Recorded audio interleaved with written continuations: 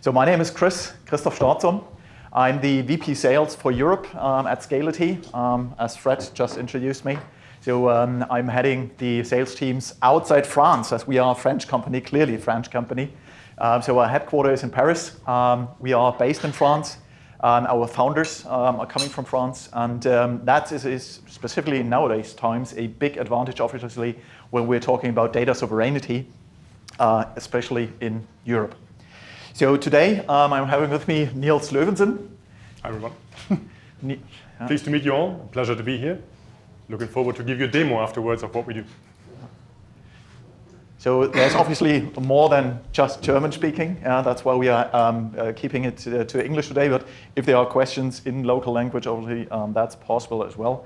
I'm afraid I'm not speaking Polish, I think, as well as France. My French is very rusty. But feel free to interrupt for questions, or we have reserved 20 minutes after the presentation for questions and answers as well.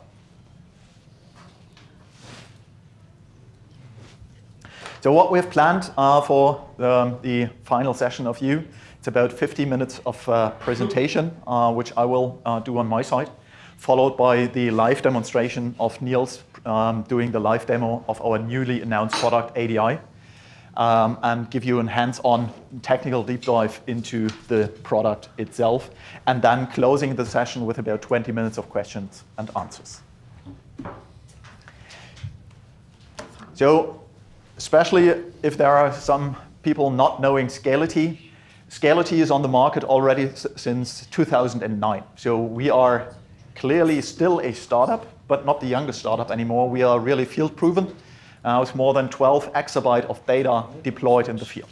So this is really field proven and proven by third party as well. So from GigaOm to Gartner, 8 times Gartner leader, Gartner proven #1 object storage for backup. GigaOm has qualified us as a leader and outperformer in the GigaOm radar for object storage. As well as customer proving MarketScape analytics of IDC over the last couple of years. So Scality is really the #1 object storage, specifically when we're talking about data sovereignty, with a European approach. Being headquartered in Europe, I think, is a real crucial requirement right now, specifically when we're talking public sector customers, security customers, financial sector customers at the same time, and having the opportunity to build your private storage cloud under your terms in your data center. So that's what Scality is doing. We are object storage for when we are not known to anyone here.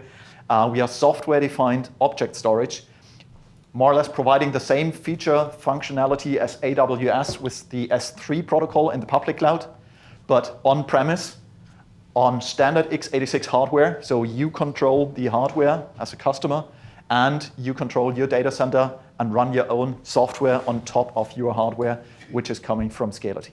And we just lately announced a new product, ADI, and this is for the presentation today and the focus of this presentation.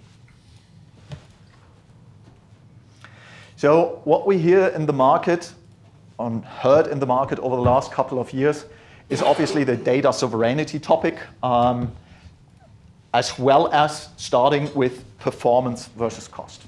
So when we are seeing, well, I'm with storage in general for more than 2 decades, long-term EMC veteran before I joined Scality in 2021, 5 years ago already.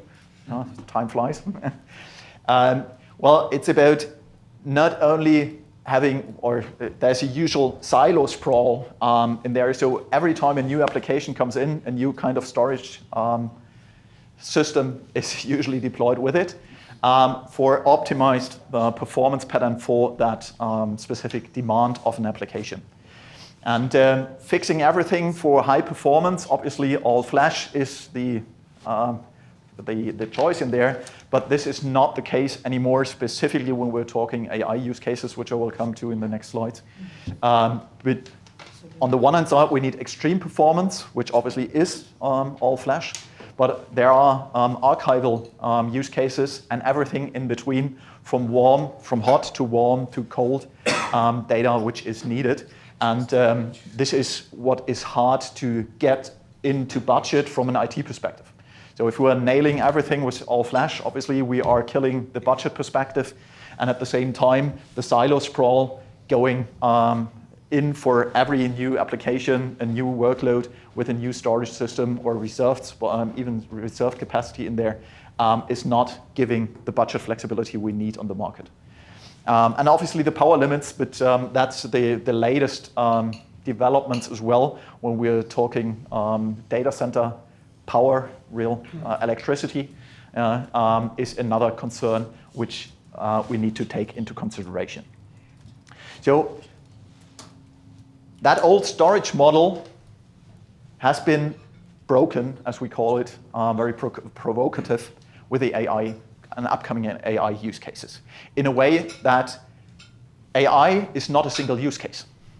It is not something where, yes, we do need high performance for inferencing, for model training, but at the same time, AI has got multiple performance patterns from data ingest, about data collections, big data lakes, to collect all the data which is needed to train my models, up to the model training, which is then high performance, down to I need to keep my versions of my previous trainings for auditing reasons as well. So this is more an archive use case. So AI at a real big scale from the extreme demand on capacity has really broken that model, as I cannot fix just one thing with AI or with one performance pattern and going for all flash in there as a single approach. At the same time, flash prices are rising, skyrocketing, not only flash, but very specifically flash and RAM at the same time. So seeing real quadrupling prices and timely even different prices, even more higher in there, where I cannot afford, again, to use the all flash for everything and nail everything with one hammer. So this is a big concern of customers and in the market reality, and every refresh cycle at the same time. So what we came up with is a new operating model which is needed to work on this new requirements. And ADI, Autonomous Data Infrastructure, is the answer we developed specifically for those requirements from verticalization sprawl, silo sprawl, to power consumption, to different workload patterns at the same time.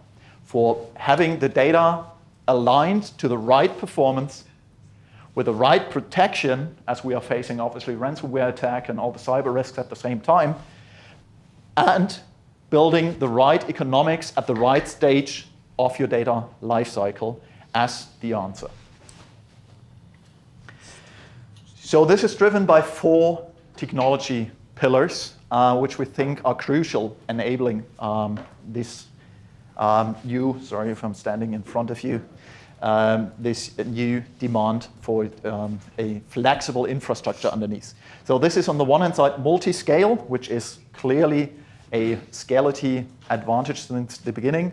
Scaling not only from capacity, we need to scale in every dimension, from users scaling, performance scaling, capacity scaling, operation scaling.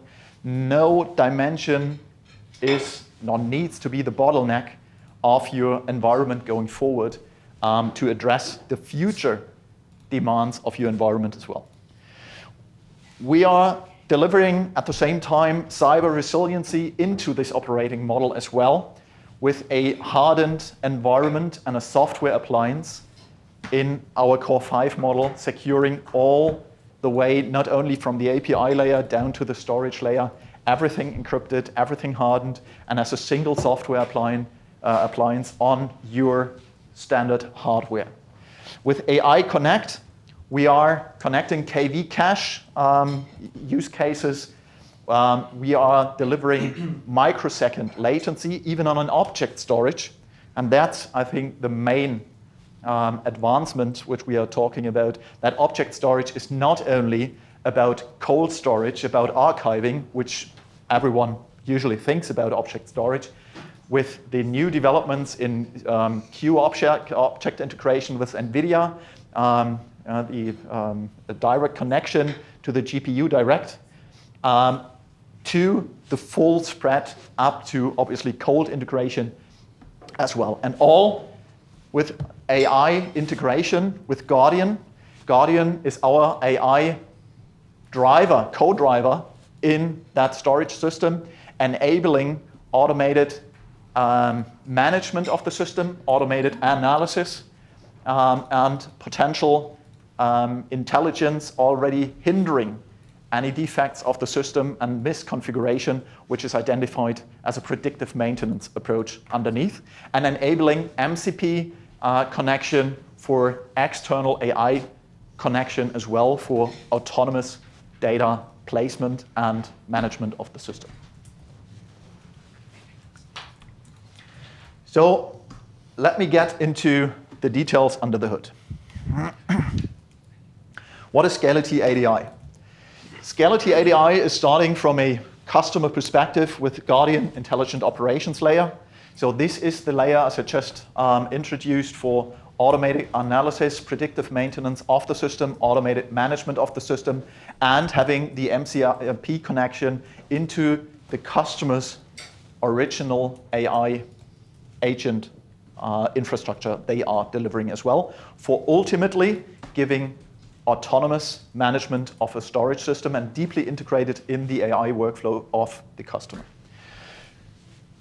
Below is the original object storage engine, which is known for ages with Scality Ring, which is directly integrated into ADI as the object storage layer, which is delivering object access on S3. Well, that's what you expect from an object storage object storage infrastructure product. But on top, giving GPU direct access onto the same data, as well as file access when needed for legacy applications for having a multi-protocol approach, not only in S3, but on file at the same time.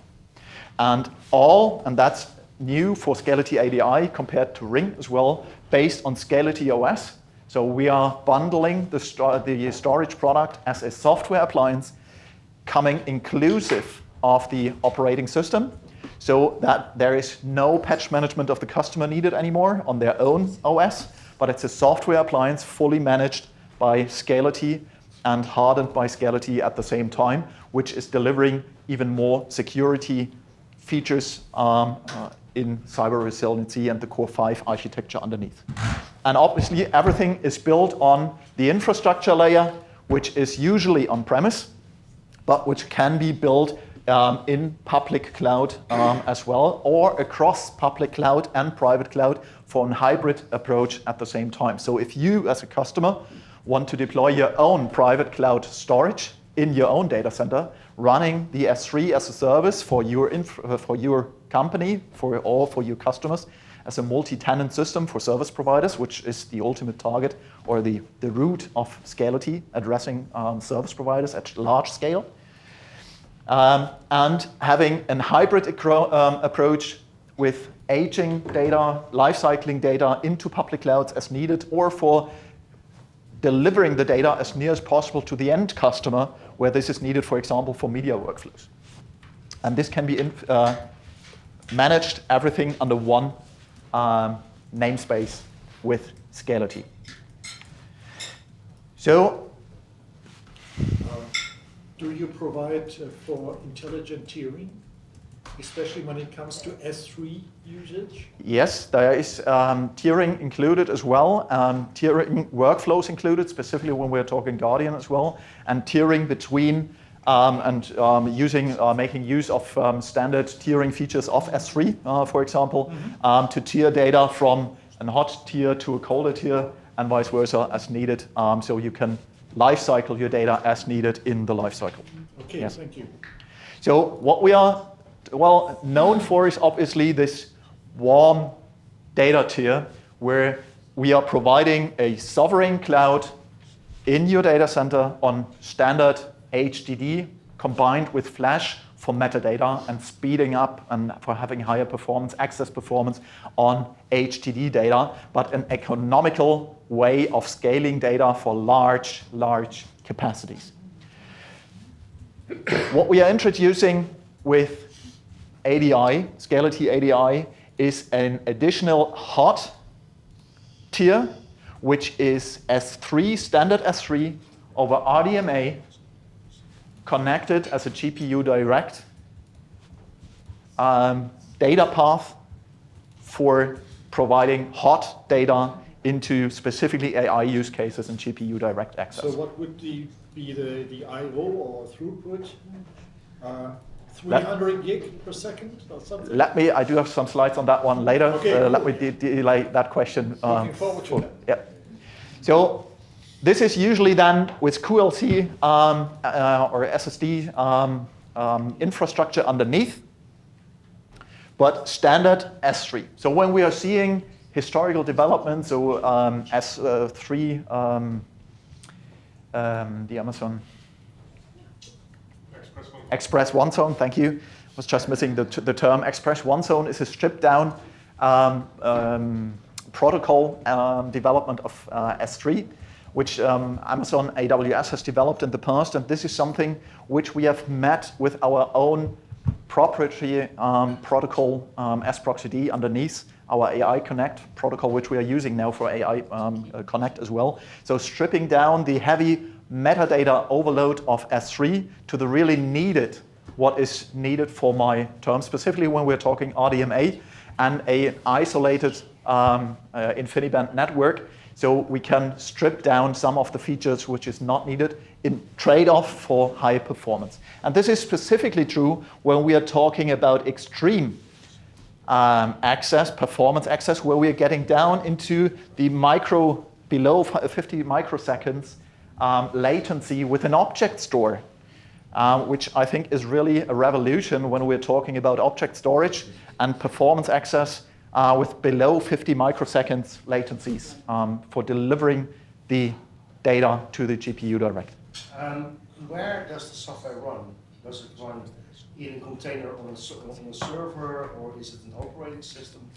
We are bringing a complete software package, a software appliance, which is run on standard x86 servers. So it is run on bare metal, where we install our software appliance on top, bringing the OS included, and then our container infrastructure underneath. And then you connect your storage servers to it. This is managing the whole storage server. So we're just getting bare metal storage servers and installing, but I'm coming to that slide later on as well, and installing our software on this, including the OS, and managing the full stack of that storage nodes. Okay. It's a disaggregated standard x86 server environment. So specifically here we are talking about our AI Connect protocol for KV cache integration, GPU direct below 50 microseconds latency. This is obviously on high performance TLC drives. This is not the QLC term anymore. This is single site, obviously only because not getting the InfiniBand connection on the multi-site connection anymore. And tiering, as Michael asked before, tiering in between the different temperature zones is the key thing with Scality ADI. On top, and that's the other part of the spectrum, well, that AI use case is not only about inferencing only, it's not only about training data where I need that extreme hot performance, but on archiving at the same time. So archiving my models, my pre-trained models or aged models, for example, that needs to be on archived here. And bearing the power constraints on top, which we talked before, is a key driver on even tape nowadays. and integrating tape into a single namespace underneath our Scality ADI software construct is a key driver for the different life cycling and temperature tilts. Everything without building new silos. You're putting in the right hardware for the right use case, managed under one system and one flexible infrastructure without any silos underneath, and not another storage system for this use case and another reserved LUN for this one. One data pattern, one infrastructure from the data lake to high performance to archiving requirements at the same time.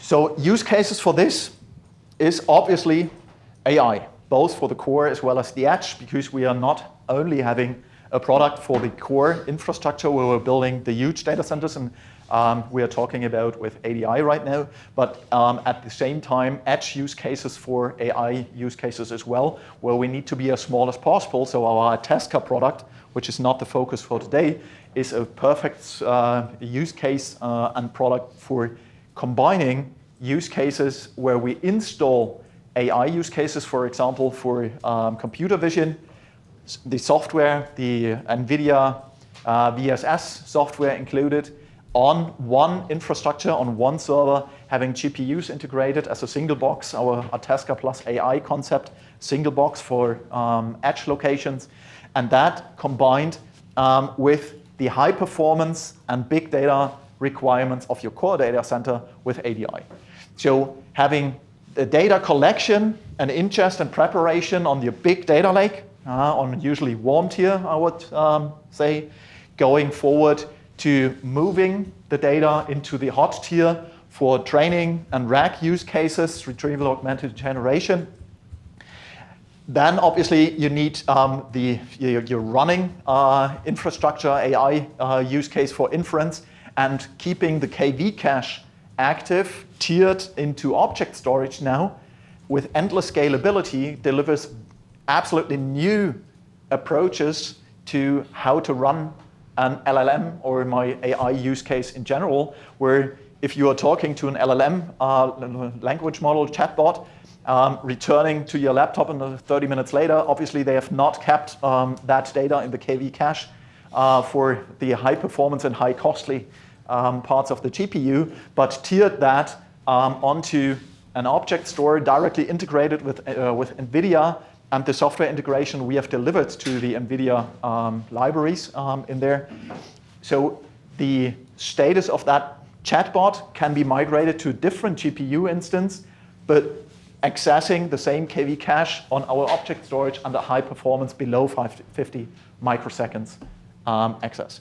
And obviously archiving the data which is needed for long-term retention, but that doesn't need flash performance, that even doesn't need the disk performance anymore. For this, and specifically very, very large capacity requirements, tape integration under a single namespace is the solution for providing a cost-efficient, power-efficient infrastructure as a full solution.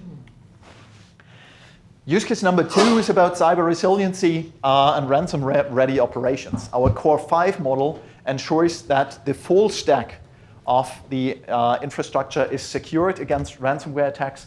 Every object is written to a new storage address, so even versioning and object locking is supported for your data, even in online storage, not only for your backups anymore, but for your online storage as well.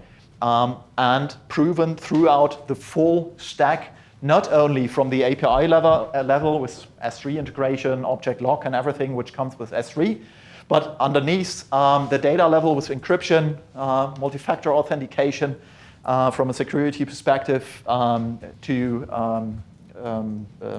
data in flight encryption, data at rest encryption, down to the storage layer with distributed erasure coding, not only within one box and through multiple flash drives or disk drives, but even through multiple servers or multiple data centers is needed, so that geo-replication is secured in there. We are securing the data against exfiltration at the same time, because chunking the data, distributing that over several disks, servers, and data centers is really helping about, even if a malicious internal employee gets hold of physical disks, well, the data is useless, and hackers cannot exfiltrate the data around the core access through the API level.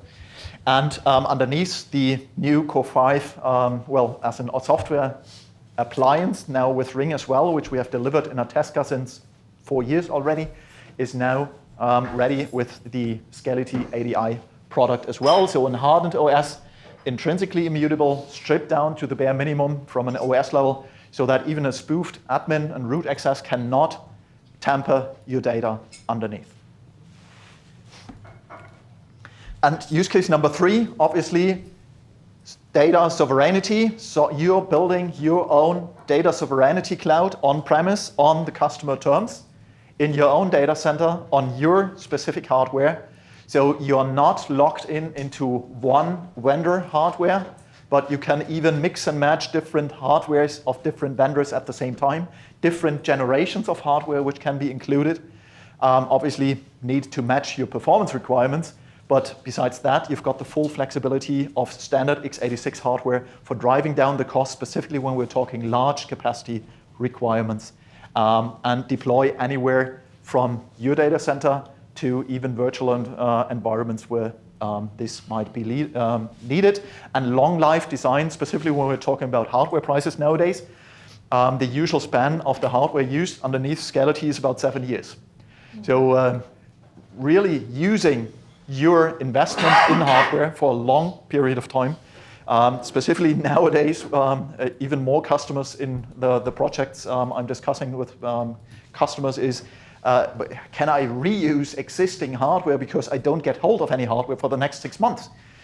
So when I do need to expand my environment, well, what about existing servers which I might have already? So that can be of help in there as well under one namespace again and one infrastructure.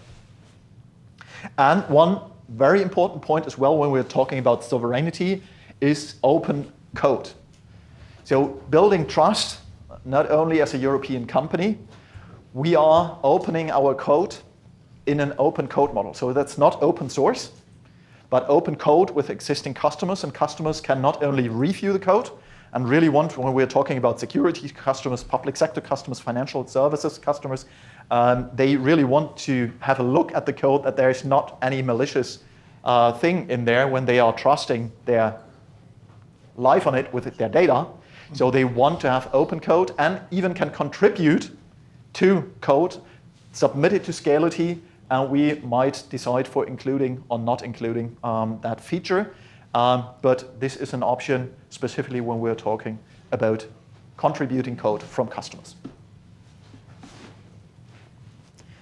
So, immutability by engine. It is not about a process flow. It's not about a policy which we need to apply. It's about how the whole engine was designed, an architecture from the ground up. So this Core 5 model is really the core of the cyber resiliency approach of Scality in here. So it's not about I'm limiting the write access or whatever access of the root admin into the system, and this is policy enforced. No, this is about who can do what and what is the underlying infrastructure. So we are not relying only on the API level, but the full stack is engineered from the ground up. So every object is placed on a new address, versioning enforces automatically. So there is no rewriting of an existing object possible, no tampering of that data. It's a new object which comes by design in object storage and S3 in there. And then the prior version is untouched forever. And if we are adding the object lock functionality, we can even hinder the write, access, and deletion of former versions. So this is intrinsically immutable by design. Admin override is not possible, even from a support perspective, That's not in policy enforced. It is by architecture as well as reconfiguration from the system. So when we are talking about about AI integration and autonomous operation of the system, the principle, there are the different layers from the application layer, obviously, then our main agentic layer, which is having connectors to power security connectors as well. So doing predictive maintenance on everything around this, the product and the environment, built on all the data we collected throughout our support tickets through sensor data in the different systems. So everything in there is contributing to that agentic layer and training our LLM on actual data. So this is not artistic data, it is real live data where the system is trained on and helping you to interact with your system through an LLM and making the day of the storage admin very easy in having everything monitored and the possible different roles, not only for the storage admin, but for the security officer at the same time, offering the option of enforcing new software updates, checking where the current system is. Are there any vulnerabilities which need to be closed from my perspective as a security officer? And this can automatically be introduced to the storage admin as well. And that all on through all our products, so trained and data on Scality Atesca, Scality Ring, as well as Scality ADI as the underneath product data to live on. And that is Guardian. Excuse me, Atesca, have you developed it lately? Atesca is announced about 4.5 years already on the market. Sure. Yeah.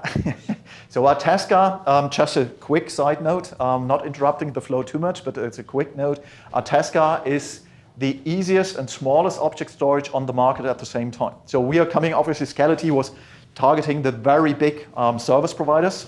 That's our heritage where we're coming from. And that's about Scality Ring and now Scality ADI going forward.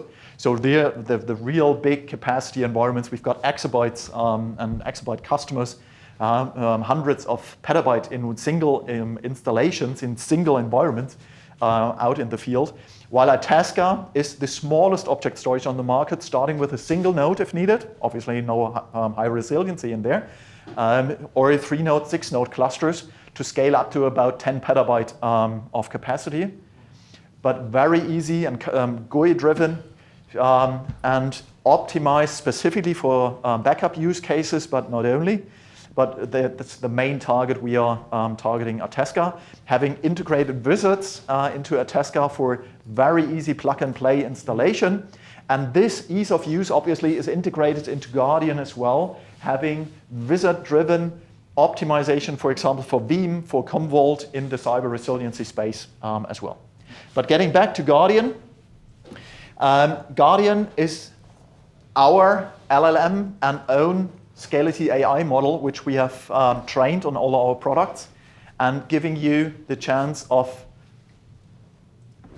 automated administration of the system and interacting with the system in an LLM kind of interaction with the system. So I can prompt, hi Guardian, how is my Scality ADI system running today, and get a summary in a verbal discussion through the LLM and all suggested changes of my software configuration in Guardian.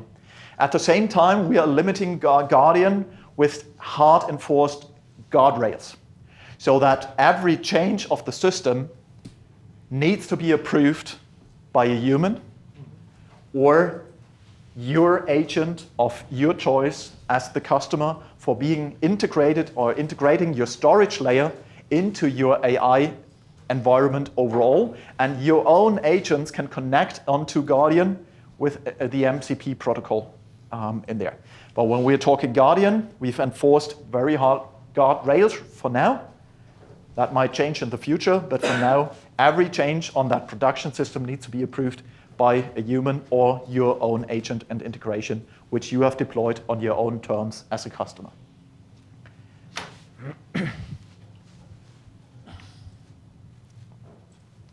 And this is what we actually mean by autonomous. So the system is autonomously optimizing and analyzing the system, giving you guidelines and suggestions for reconfigurations, ensuring you're having all the required configurations underneath before doing a software upgrade, before checking or employing software vulnerability updates, so that everything runs smoothly on the system, but guarded with guardrails and human decision underneath. Nevertheless, with agentic operability, you can include Guardian and all the very heavy options you can use with Guardian, integrate it into your agent base and your AI infrastructure at the same time, and then fully autonomously integrate your storage into your AI decision process, but under your audits and your terms of AI.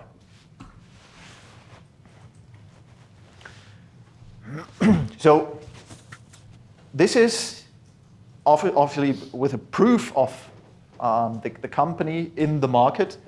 We do have clear industry-leading density, and that's about some performance figures which you have asked before. So even compared with to who or what? I mean, this. Sorry? Compared to who or what? I mean, it's very nice to say, oh, we're 20 times better than anyone else, or is it to? That's not to anyone else. That's really field-measured performance data out of customers. So this is not lab data. This is the live data of, I can't name the customer right now, but there's a very big service provider, runs about 250 petabyte in a single environment, and seeing even on HDD about 2 gigabytes per second per petabyte hardware deployed. So it's always a question of how much hardware, obviously, how many spindles you are integrating, but for on a per petabyte basis, even with HDD, you can expect a throughput of 2 gigabytes per second in the warm tier. If we are talking about QLC flash, this can go to 10 gigabytes, and that's field measured performance, 10 gigabytes per second per petabyte on QLC. So that is still the old model of the warm tier, but going into microsecond latencies with the GPU direct infrastructure on top. But that's what you can expect already on your infrastructure. And everything with an automated lifecycle for hot to warm to cold as needed under your power constraints, your environment constraints you're seeing. And that is proven at scale. So as I mentioned in the beginning, we have deployed more than 12 exabytes on data as Scality today. So this is really field proven in more than 15 years being on the market. And yeah, those are our heritage and proven numbers really in the field. Well, who's flown in to Munich the last couple of days, as I did? So anyone with a mobile boarding pass, I guess everyone who flew in. So you are a Scality customer in there, one of the many customers. So your boarding pass is delivered from a Scality ring. So whenever you're checking in or boarding at the airport with a mobile boarding pass, this is coming from Scality ring, just as one of the examples. And hopefully everyone is now thinking on Scality whenever you're flying. Or going to the Swiss railway, if you're having the online ticket in there, this is coming from a Scality ring as well. And as I mentioned, I think the really crucial, specifically when we are talking, obviously, GPU Direct is a NVIDIA thing, contributing to QObject, distributing our code into NVIDIA libraries is a big thing for us. Having developed F3 over ADMA, GPU Direct with a downstripped own protocol, were extremely performant and pre-integrated with backup systems, as I mentioned before, with the Wizards, as well as with Guardian on an automated space, including Veeam and Commvault, sovereign trust in an open code model, and exabyte scale deployments really proven in the field. So field-proven performance out of those customers, hundreds of gigabytes in read, as well as 250 gigabytes in write on HDDs. So we are experienced in delivering a high throughput already on legacy HDD environments for cost-efficient scaling into large capacities. If we are talking now high object rate ingests, we are talking about more than 170,000 put operations per second. So really delivering the performance needed for AI ingest, even on small objects, and that is the strength of Scality, not only delivering a 10 megabyte object, obviously at scale for GPU direct, but even with small objects, and that is the strength of our own protocol, which we are delivering in CO Object. And this is fully delivered and proven in production, not a artistic or synthetic benchmark. So slowly coming to the conclusion of what Scality ADI delivers. Well, the core is about keeping the GPUs utilized and not throttling, being idle by waiting on your storage. I think is the key, the right performance for the right use case at the right performance or at the right point in time for your environment and use case pattern as needed. With proven recoverability, fast recoverability, even fast access on for your backup systems if that is needed, and having regulators and an auditability of your system and even of the AI integration we are having. So ultimately you can scale without the headcount into unlimited capacity with Scality into the exabyte space. So the question is usually not about can my existing infrastructure support my use cases available today? It's about what is emerging and can it support the needs and requirements in the next years. And that's specifically, again, about the AI use cases and the high demands coming in there and keeping and building a core infrastructure underneath, which is not silos anymore, one namespace, one infrastructure, and the right performance at the right point in your life cycle. That is what we are delivering with Scality ADI by not replacing everything in a one rip-off approach, but starting where you are going, starting with a potential warm approach on standard HDDs for your data lake, adding the flash capacity where needed, going to GPU direct where you need the NVIDIA integration. And if you want to archive and use tape integration, well, that's integrate a Glacier interface into the single namespace as well and archiving your data off into your power requirements as you need. And now handing over to Niels already with Scality ADI in action and getting a direct visibility into the product itself. So a couple of questions before or in the meantime where Niels is presenting the demo environment. Ulrike, who was first? Yeah, so always first. So a few things. So you said that most of your customers use it at least for 7 years, and with all the efficiency measures that you have, do you actually see already more demand because of the lack of storage components coming at you? Because I mean, this would be a perfect fit, for want of a better word. So because they can probably manage and scale and distribute manage their infrastructure a lot longer and better with what they have instead of frantically trying to get new components. Yes and no at the same time. Yes, where this is possible and they do have the right hardware available. Yeah. So we are obviously not running on a NetApp filer. Yeah? So, or an old EMC box. Yeah? We need a standard x86 component as a disaggregated architecture underneath.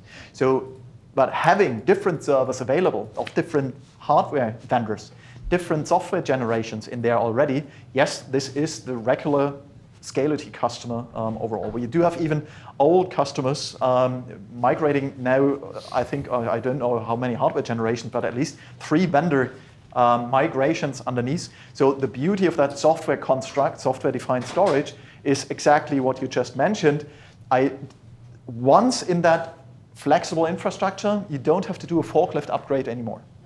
You're just adding new hardware as needed, run your old hardware as long as it's commercially viable without overarching the support costs depending on the different hardware vendors' strategies. But up until then, feel free to mix and match underneath. And another beauty is obviously you don't have to fill up your servers right from the beginning.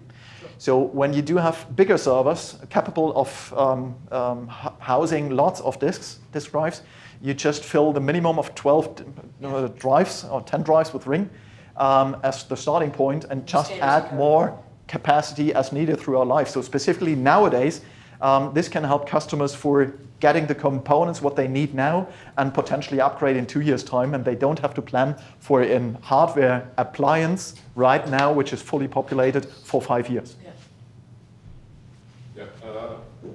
About Guardian, you say it automates like your new control plane. Okay, but is it not only automated, or it simplifies because the administration and the management before was much more complex, especially at the learning curve, very difficult on the Ring. Yeah, for sure. This is helping for getting ease of management into even non-administrators' hands with an LLM interaction with my system. So this is for sure a big step forward. At the same time, some of the complexity came obviously in the past with having the own OS of the customer separated from our product on top of. I know the OS is embedded in it.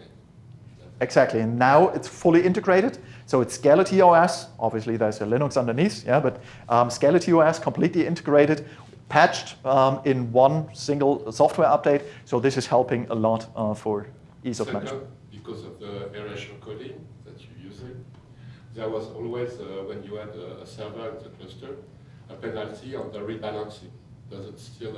Is it still the same with ADI? It's the same, but it's not related to erasure coding. It's related to the fact that you want to make sure that all your servers participate equally in the performance. Yeah. Because if you don't rebalance and you add one new server, that one new server is empty and needs to take all the load. Yeah. So that it's not. But does it change the parity of the erasure coding? It doesn't. It doesn't. It still does rebalance, so it will still rebalance across all the systems because we want to have the performance of all the components utilized and not sort of focus on one or two servers only. That's the beauty, especially when we're talking about HDD throughput in there, that we are really getting all spindles in the system utilized. Yeah. Oh, it's like AMC. Like putting what? The old symmetrics idea was some in that direction. Yes. Yes. Good. So, Niels. All right.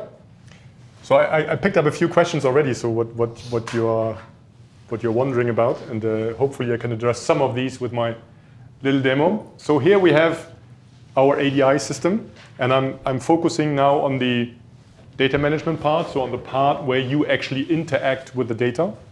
So not the management itself, but the data management, so you can create buckets, etc. And what I want to show you is the Guardian in action and how Guardian can actually expose, like Christoph said, via MCP, all its functionalities and can be used by an external AI component. I will use Claude for that. Claude, I should say. All right, so here I have my UI, and if I click on this little waving hand here, so I want help, I click here, so Guardian opens. I need to log in. Of course, I've prepared my demo, so I've already logged in. I'm logging in, and then I can start interacting with the chatbot, as you would usually do with any chatbot that you know. So I could tell it, create a bucket called test with object lock enabled and default retention of 1 day in governance. Does everyone know what this should do? So I want to create a bucket. I want to make sure this bucket is locked, so anything that's written inside this bucket can't be changed. And I'm a lazy administrator. I don't know all the commands, and I don't want to go in the UI and do it manually, so I just tell Guardian to do it. So what Guardian will do, and Christoph said, Guardian has strict guardrails. So Guardian doesn't do anything without sort of authorizing and checking who I am. So first, it actually checks who I am, and do I have the appropriate rights to do what I'm supposed to do. So yes, I want to allow that it checks my credentials. It does. Takes some time, it's not the fastest. All right, so it wants to use the create bucket API, which is the natural thing to do. So yes, I say allow, and you see I can't say allow always. I always have to say allow each time. So I'm always responsible for what Guardian does. That's at the point in time, the method we want to go forward, that you, not you, but the customers, in fact, always are responsible for what they're doing. So we don't want to take responsibility of them. They are responsible for what they're doing. Okay? So again, it asks me, I want to use the put object lock configuration. So obviously I've asked to create a bucket that has object lock enabled. So I need a default policy, or I said create a default policy. And obviously I want to allow that too. And you can already see it has created my bucket test, and it has created a default retention policy of governance in 1 day. So exactly as I've told. And it tells me I've done that, I create the bucket test. All right, so in order to use that, I say upload an object called test.txt with the content of hello.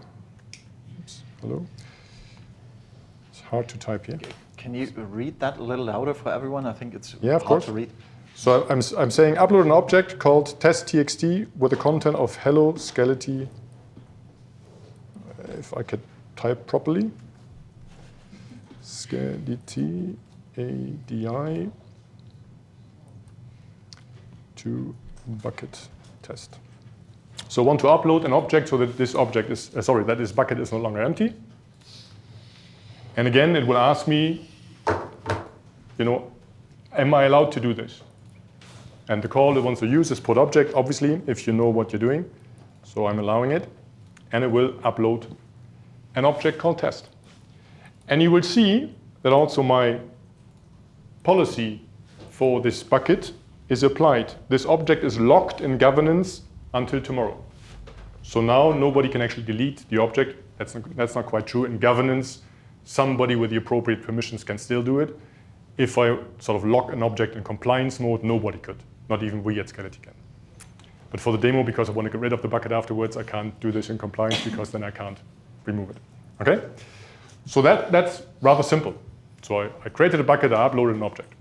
So to your question, can I use expiration, lifecycle rules, etc.? Let me create a lifecycle rule. Oops. So I'm typing create a lifecycle rule, lifecycle expiration rule to be rule for any previous object older than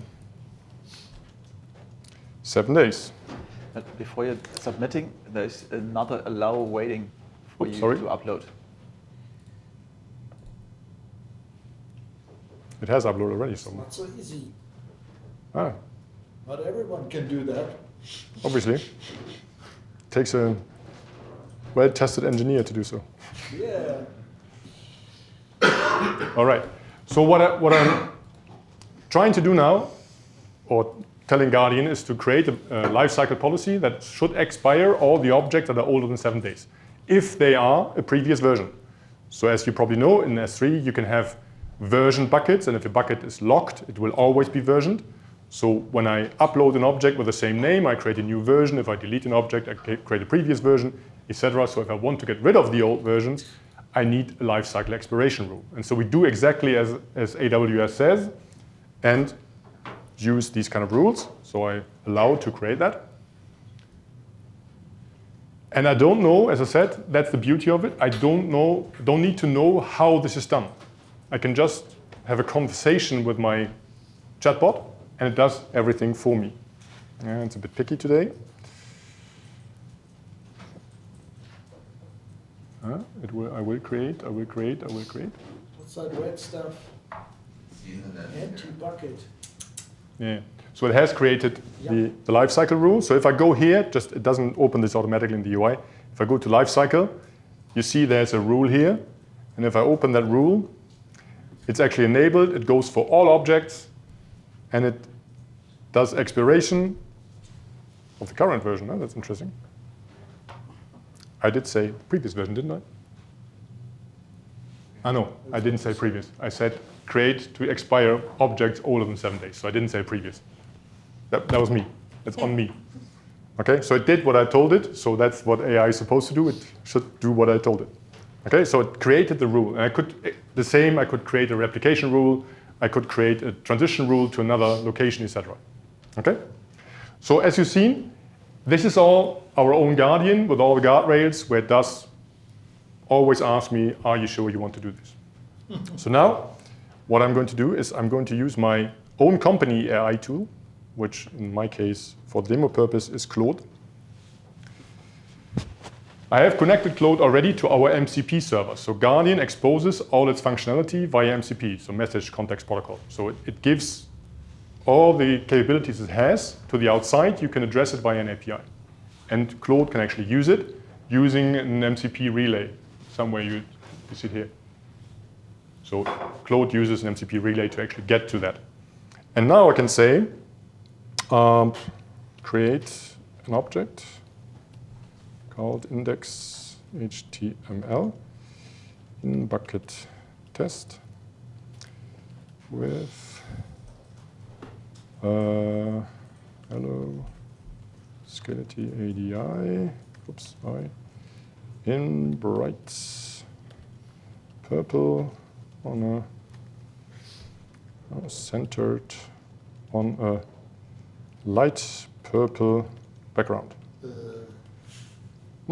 I want to create an index file. Das funktioniert auch nie im Leben. Yeah, of course it does.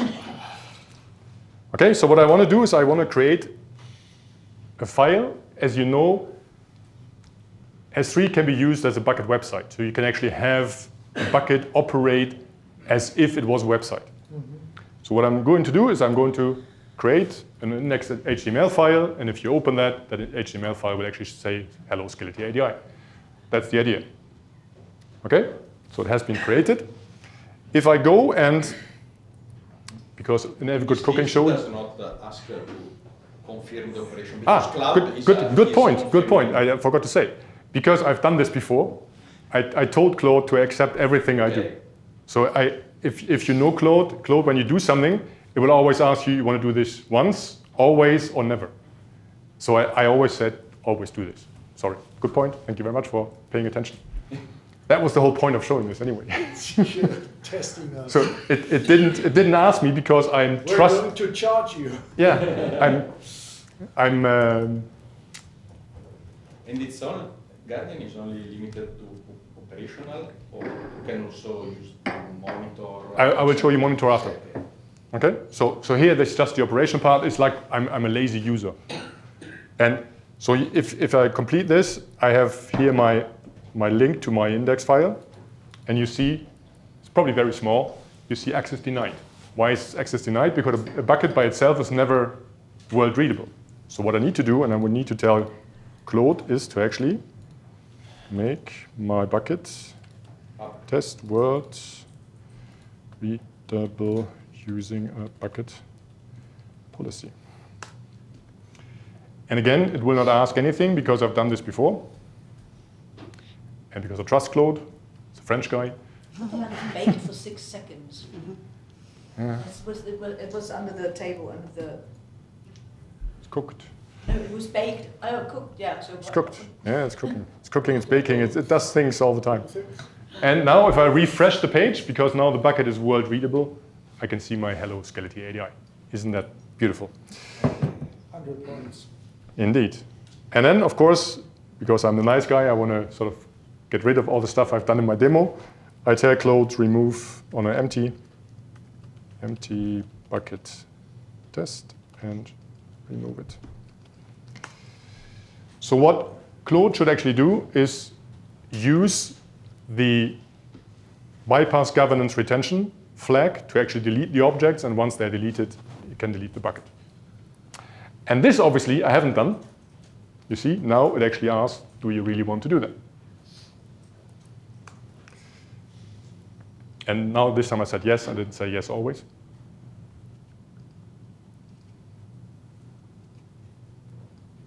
I wanted to have the own fun of calling on the demo gods if delete actually works. All right, any questions for this while this is running? Takes a bit of time. All clear? Okay, let's give it another few seconds to... How smart is it in keeping lazy admins from keeping them from doing stupid things? Claude is not, because Claude is just doing what you tell it to do. So but the Guardian you were using just now. the Guardian itself, if you allow Guardian to do what you have told it to do, it will do it. We don't have yet any sort of specific guardrails to say you can configure that deletions, for example, are always forbidden.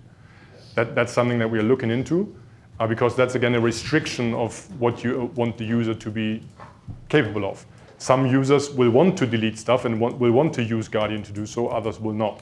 So it's a fine line to navigate. So we are discussing how we could do this best. And also talking about fine lines, is there a way that you can do certain things with Claude and certain things not? In Claude, you can do anything that our MCP protocol exposes. And that's basically anything that Guardian can do. Feels a little bit like a security risk. Well, there's a direct integration into the identity and access model. So all the agents run under the security of the individual user you are deploying. So you have very fine granularity in what you can allow per user, per agent on the underlying user. Yeah. So in fact, you didn't see that when I started Claude, I had to authenticate initially to the web interface. So it actually asked me to open the web interface to authenticate. So when I authenticate to the web interface, I need to use the same credentials as if I was working on the web interface itself. So in that term, it's the same security. If I can work on the web interface, I can work using Claude. I can't do anything more or less. But the security, so the things you can do as a user with the stuff that's in the website, is the exact same thing as you can do with Claude, or Yes. can you do more stuff with Claude? No, you can only do what you can do on the website. So there's no, all the stuff we can do on the website, we expose via MCP. So you could also think about this, it's not the same, but think about this like as if Claude was driving your mouse in the UI. It's not like this, obviously, but you can think of it like it. It's like Claude is driving your mouse and clicks the different items. So what you can't do in the UI, you can't do with Claude. Okay? All right, so it has removed my bucket. Let's check if it actually done it.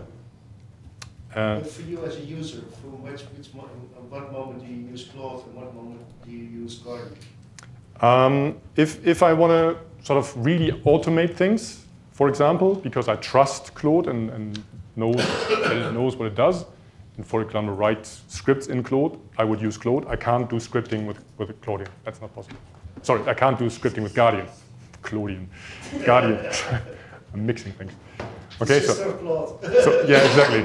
Claudian is that. So Guardian is basically just for this one time I do this now thing. Okay? All right, so my bucket is gone. I'm a nice guy. I've sort of removed everything. And your question, whose question was it? Was yours? About can I do monitoring? Was yours. So I have another instance of Claude. That's the one we use for our customers. And I can pick deployment here. And for some reasons, we have obfuscated all the customer names.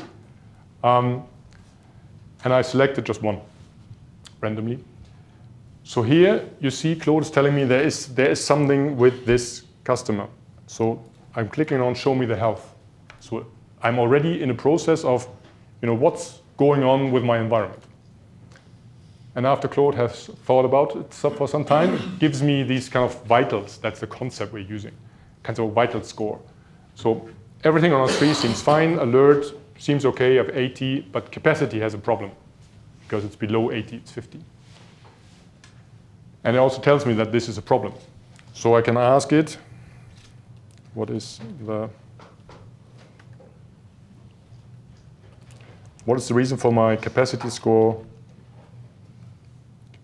Capacity. I know that Claude is not very picky on typing, but I am. Below 80. So I'm just asking, what's wrong? And hopefully it will give me a useful answer. So this is all the monitor. That's not the user. That's actually an admin looking at the system.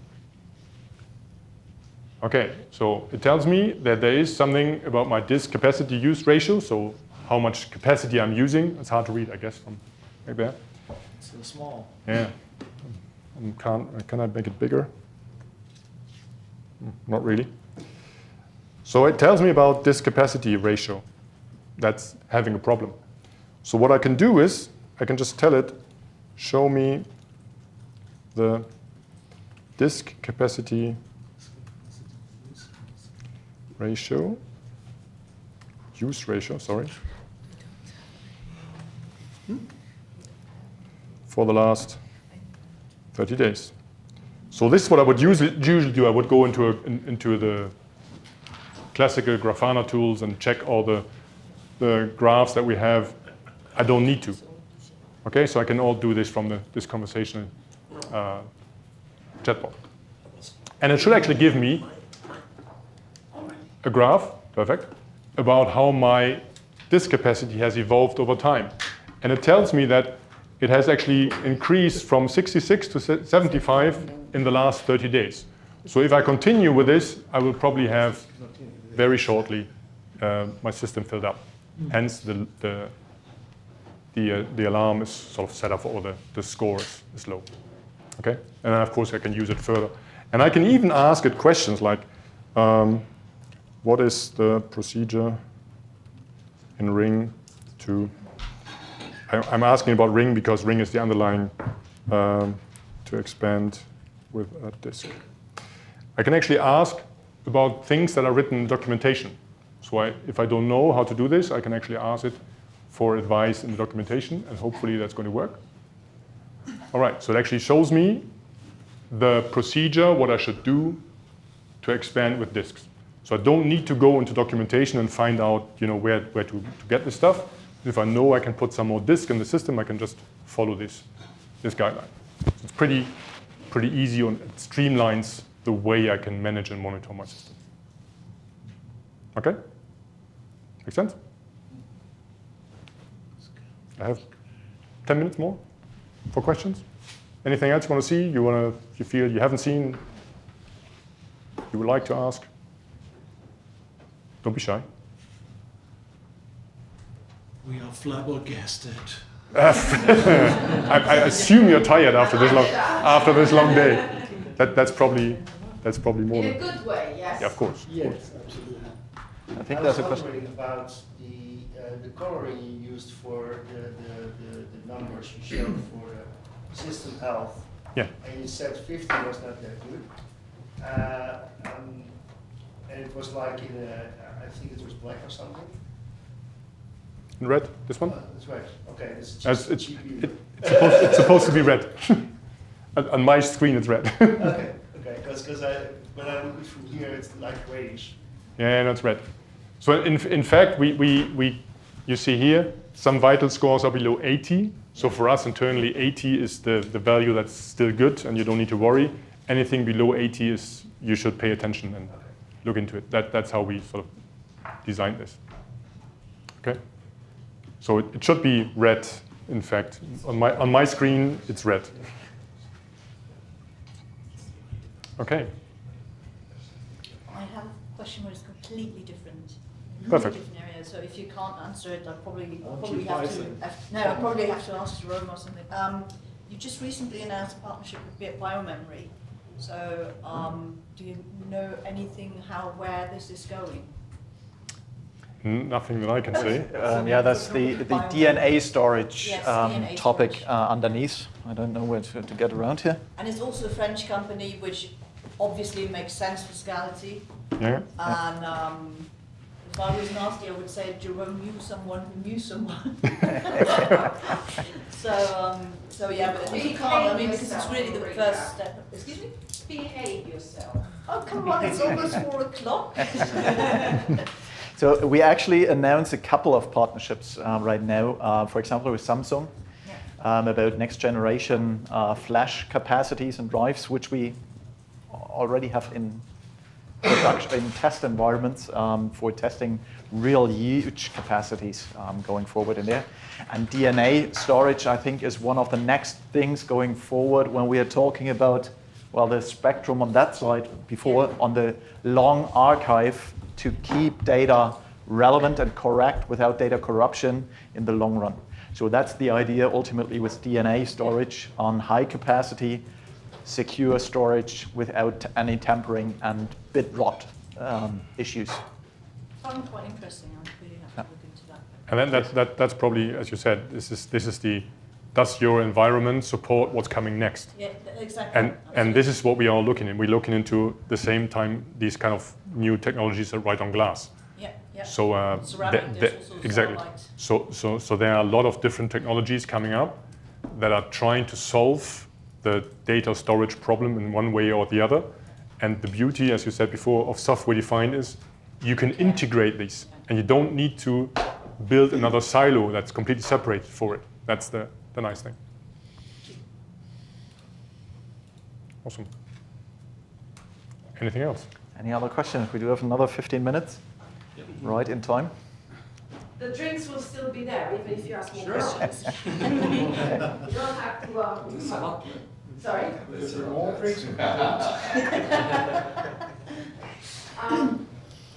My question is always: has anything you heard today been different from what you've heard from the competition?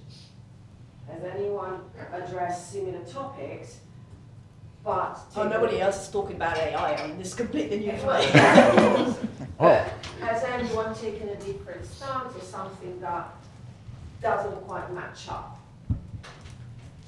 Because obviously, guys, you know, I'm not technical, right? I'm in PR, I'm in the make-believe You're the glitter market, yeah. And so whenever I speak to clients, I try and understand, but they will fool me very easily. And so it's interesting to hear from you guys if you actually think something wasn't quite right, believable, whether the rest of the industry is going in the direction. And it's interesting to hear from you guys if you have those opinions, for example. I think one of the most important subjects of today was like with TPIT, the European thing. And I think the digital sovereignty subject is so key currently in all discussions. You know, everything combined with AI, and most of the stories are quite in line with that, but on the other hand, I think you see really where most companies come from, like this French company, you see where TPIT, they're Danish, you will see those differences in their stories. And it's quite interesting also how an American company like Phoebe, how they are talking. Do you find that the European ones are different from the US, or the European ones are actually different from each other? No, from the US. Yes. From the US, so the it's Europeans are taking a It's the similar... same approach, because both don't go like, oh, our AI does everything for you. They say, here's our MCP, do what you like. And Keep It has even a stronger, a stricter approach, and it said, we don't give you any AI. We have some of our own bit running for us, but we don't give you any, so here's our MCP, do as you want. And I think this is really, because if you ask 10 people about sovereignty, you get 11 definitions, you know. And so bottom line still is it's all about the control, and it's all who has, you know, the thumb on the switch.